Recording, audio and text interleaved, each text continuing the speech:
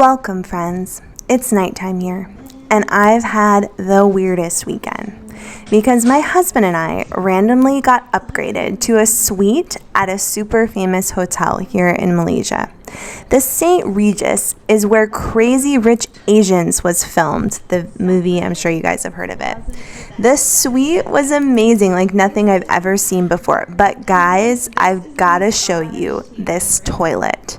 Pause for people who want to look away and not see a toilet. But look at this. It came with a master controller. The seat was automatically warmed when you sat down. And the buttons control the seat going up and down. Can you believe it? I looked it up in New York, and the same suite at the St. Regis there cost over $1,000 a night. Insanity. We got it for $60 for one night. So weird, but it was amazing for me. Randomly, good things always happen to me, and it makes me feel like the big man upstairs is truly looking out for me. And I hope each one of my regular viewers gets something special like this for themselves soon. Thinking of all of you and missing our lives. And when I think about this toilet, it also brings me back to thinking about my favorite inmate, Josh Duggar. Okay, that was a bit of good news about me and a palate cleanser about a topic that isn't easy to discuss. Today, I'm going to talk to you specifically about Anna Duggar.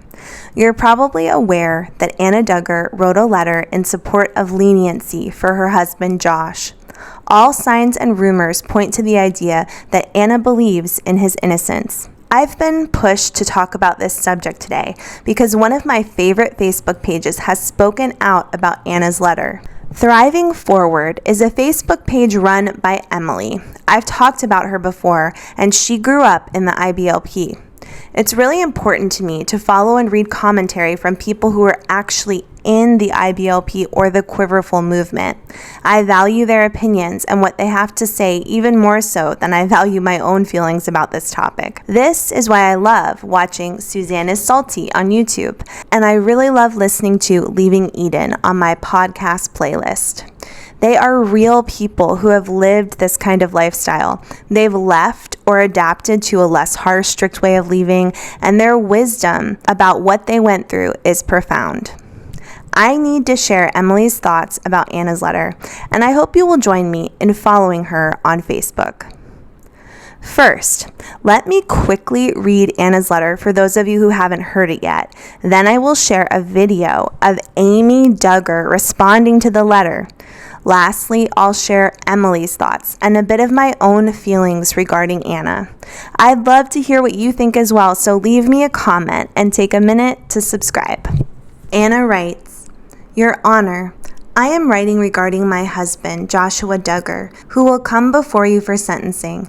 As his spouse of more than 13 years, thank you for taking the time to allow me to share about the man I know and love. Joshua and I met nearly 16 years ago. As our friendship grew over the next 2 years, I saw what I know to be even more true today, that Joshua is considerate, respectful, quick to forgive, patient, and genuinely the kindest person I know. We were happily married on September 26, 2008. During our first few years of marriage, Joshua and I enjoyed working together at our used car lot in Springdale. There, I admired my husband's diligence in his work and also his perspective that people are more important than a quick sale. Joshua would often spend hours out of his day chatting with and listening to various homeless people who would pass by on the sidewalk. And many of our customers also became our friends. It didn't matter who you were or where you came from. Joshua cared for each person because they are created in the image of God, and that is what determines their value, not social status." And I will have a lot to say about this in my own commentary at the end. Joshua has worked very hard to provide for me and our now 7 children, but the happiest part of the day is by far when Daddy comes home from work and his cheerful voice fills the house. "Hey guys, how's it going? What did you learn about in school today?" are usually the conversation starters in between greeting each of our children. Joshua is an engaged dad who gladly throws a football with his sons, listens to our daughters play a new song they have learned on the piano, helps answer homework questions, or lends a hand sweeping up spilled crackers. He is a kind, loving, supportive, and caring father and husband, his primary focus in life.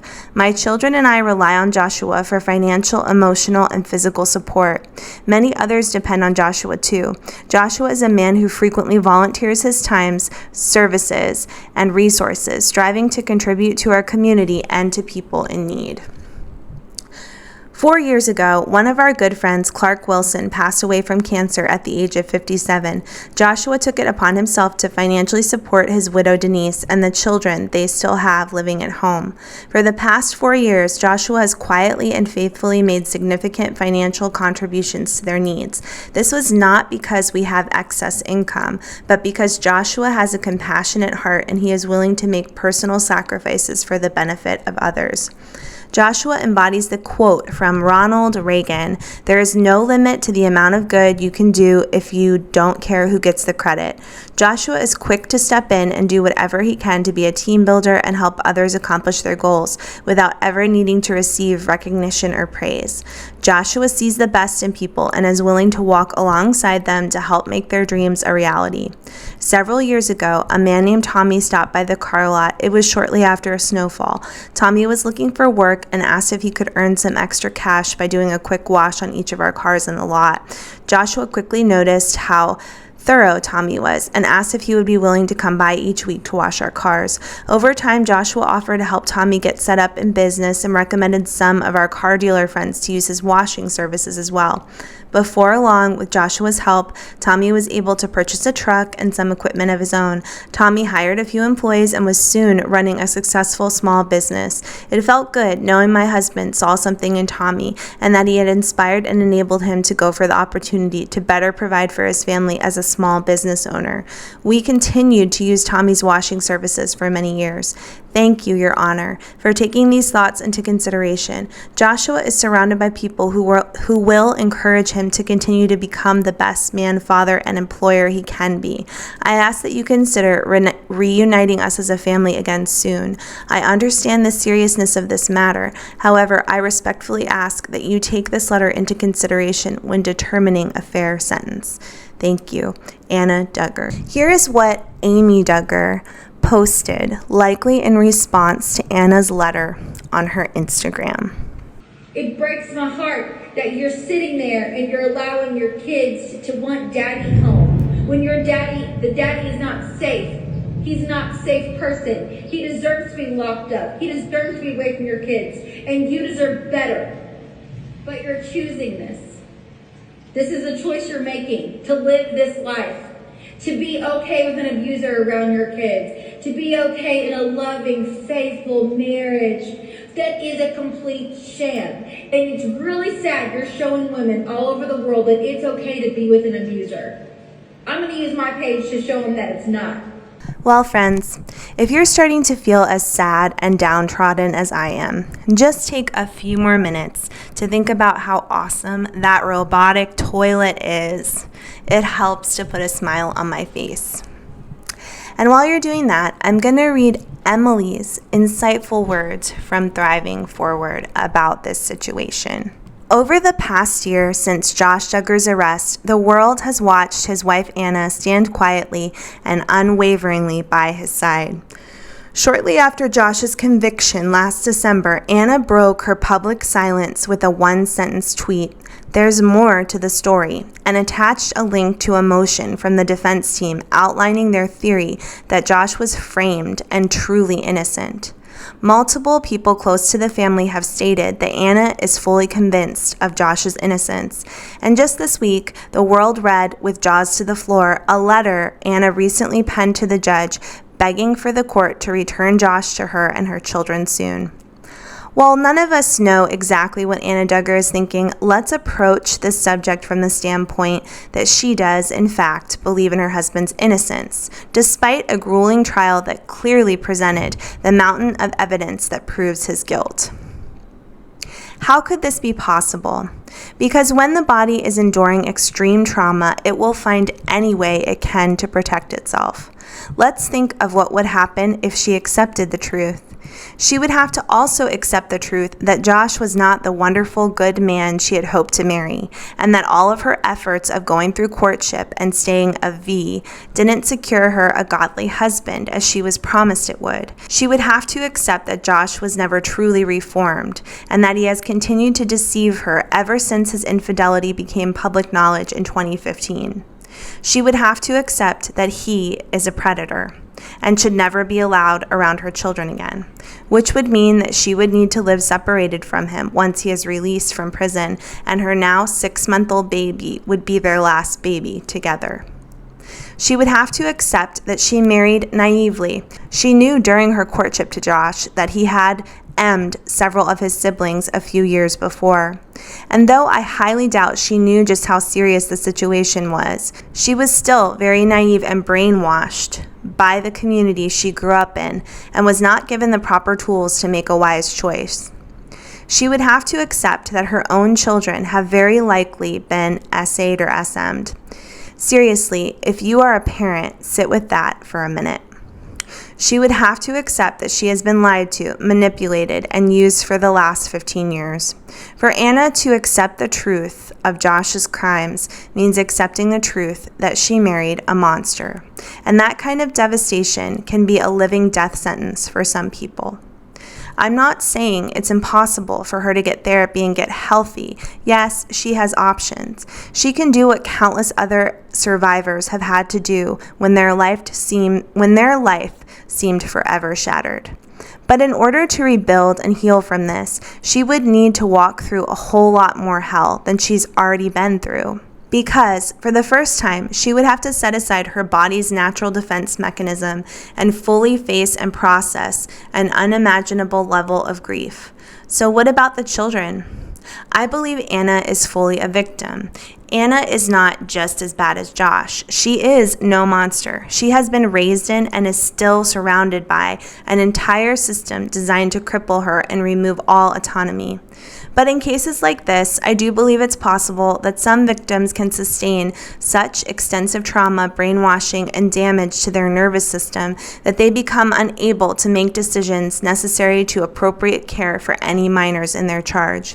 I do believe as long as Anna desires and is pleading to expose her children to Josh, she poses a risk to them, and therefore authorities should be investigating their best options for the children. Because above all else, those children need to be protected. So how could Anna believe in Josh's innocence? Because fear is a powerful drug. One of my readers said it best last night. The paralyzing effect from that kind of fear can be stronger than a maximum security prison because the bars are in her own heart and mind. I pray Anna will one day be surrounded by a support system who is willing to help her tear down those iron bars. I pray she gets connected with a good therapist who will speak truth into her and give her the tools she needs to process her grief, help build boundaries, and take action steps to protect her kids. And I pray one day she realizes that this monster she married does not define who she is. Emily Elizabeth Anderson. Wow, I found that response written by Emily to be really powerful. And okay, friends, here's what I want to say. Josh Duggar is a really horrible guy with a messed up soul. It's not even just the accessing of CP or inappropriate behavior with his sisters. It's his whole presence. His demeanor that gives off an air of, I'm better than all of you. I've met a lot of men like Josh in my life. They walk up to you with a wide, forced smile, firmly shake your hand, and ask questions about your life, clearly just sizing you up to see if they can somehow use you or your family to get ahead in life. They want to know what your husband does, where you're from. They make lingering eye contact, and you notice the dead expression behind their gaze. They want something from you. A connection, some help getting ahead. They're sizing you up to see if you're the kind of person that will meet them at a hotel later. Will you help them bribe the DC representative they've been trying to get a meeting with? Josh is the kind of guy I've run into 1,000 times over living in DC and sometimes having to be around powerful people for my husband's job. They are a-holes.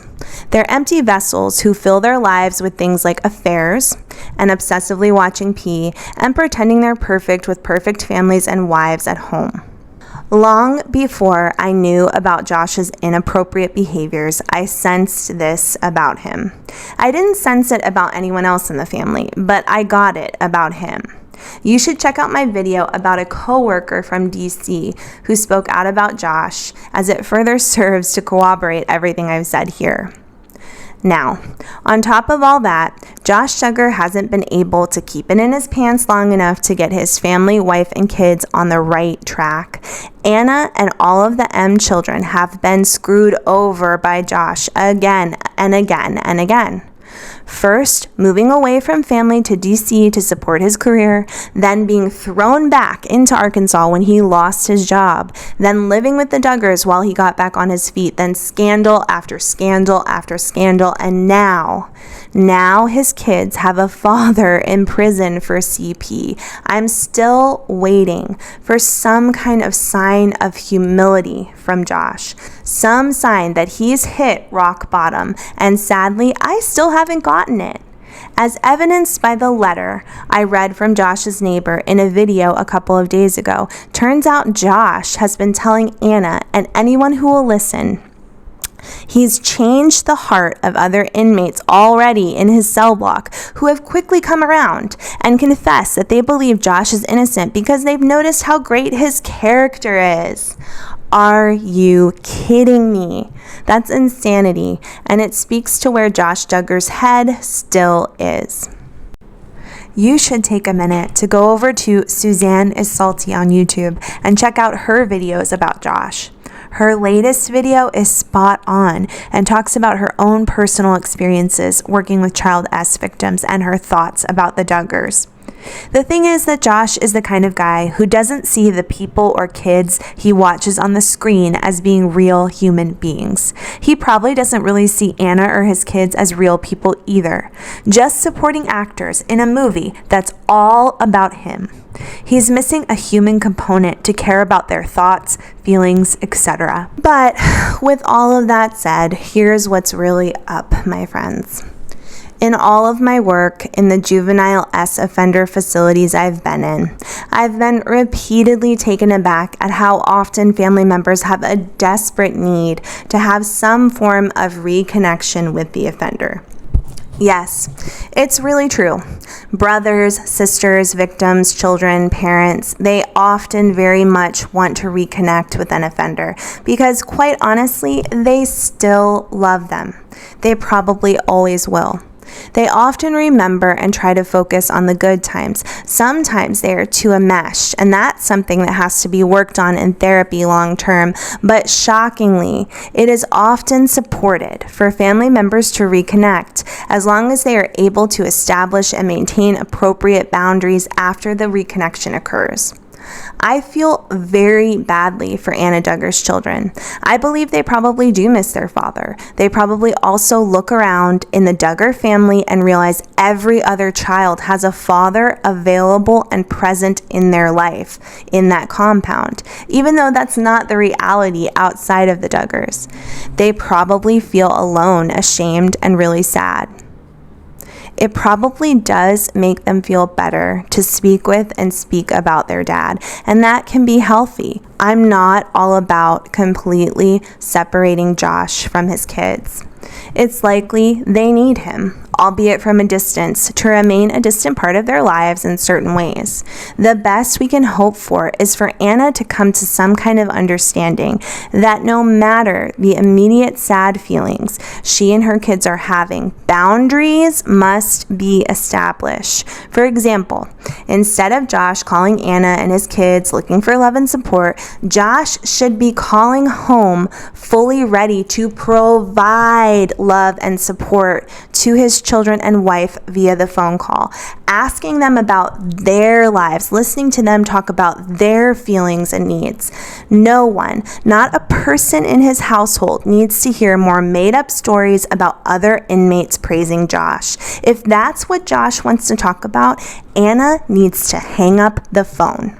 It's time for Josh to recognize his lot in life. He is a convicted S offender. It's likely when he comes home, he won't even be able to live in the house with his own kids. Honestly, if Josh Duggar really gave a crap about Anna, he would divorce her as soon as possible, convince his dad to continue financially supporting her, and force her to move on with her life, even to get married to someone new who would be a more positive influence to her kids. I guess my final thoughts on all of this for this video is that Josh is a pig. He was a pig before he ever got caught doing this stuff on his computer, but more of a pig after. Still, the M kids don't need to feel like they're forbidden from talking to or having good thoughts about their dad. They need to feel like all the good and the bad that they want to talk about, that they want to feel, is accepted by people around them. Will Anna ever really wake up? Probably not. Hopefully, we can rely on the court system to separate Josh for long enough and far enough away that his kids will remain safe. As of right now, we're at 11 days and counting till Josh Duggar is sentenced.